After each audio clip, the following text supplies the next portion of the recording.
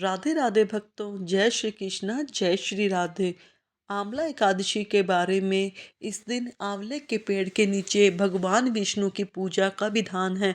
दिन भर व्रत रखा जाता है और आंवला एकादशी की कथा सुनी जाती है। हर व्रत में कथा सुननी आवश्यक होती है, तभी उस व्रत का पूरा फल प्राप्त होता है। आंवला एकादशी करने से सभी पापों का नाश होता है और मोक्ष की प्राप्ति होती है। आइए सुनते हैं कथा को।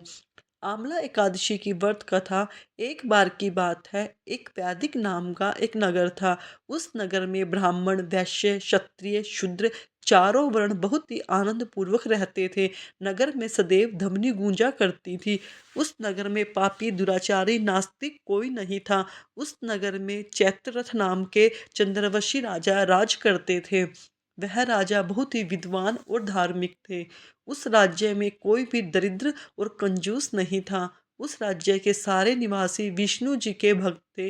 वहाँ के निवासी वृद्ध से बालक तक सभी लोग एकादशी का पूजन और व्रत किया करते थे। एक समय की बात है, फागुन मास के शुक्ल पक्ष की आंवला एकादशी आई।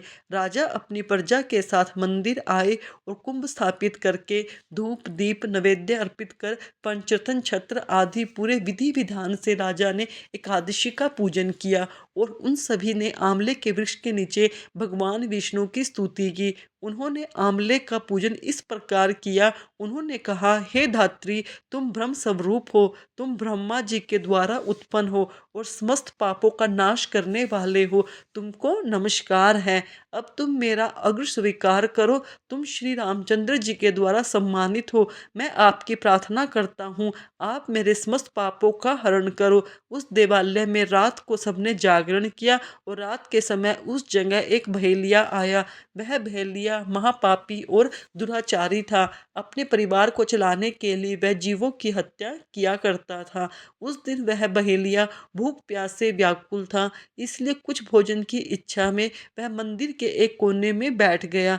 मंदिर में भगवान विष्णु की कथा और एकादशी महात्म सुनने लगा। इस प्रकार उस बहेलिये ने पूरी रात अन्य लोगों के साथ जागरण करने में व्यतीत कर दी और प्रातःकाल होते ही सभी लोग अपने अपने घर को चले गए। इसी प्रकार वह भेलिया भी अपने घर को चला गया और उसने भोजन किया।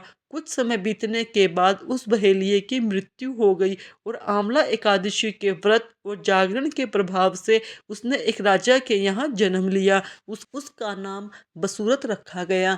जब वह बड़ा होकर राजा बना तो उसकी एक बहुत बड़ी सेना थी जो धन धान्य से युक्त थी। उसमें सूर्य के समान तेज था, कांति चंद्रमा के समान थी, वीरता विष्णु भगवान के समान और क्षमा में वो पृथ्वी के समान था। एक दिन वो राजा शिकार खेलने गया।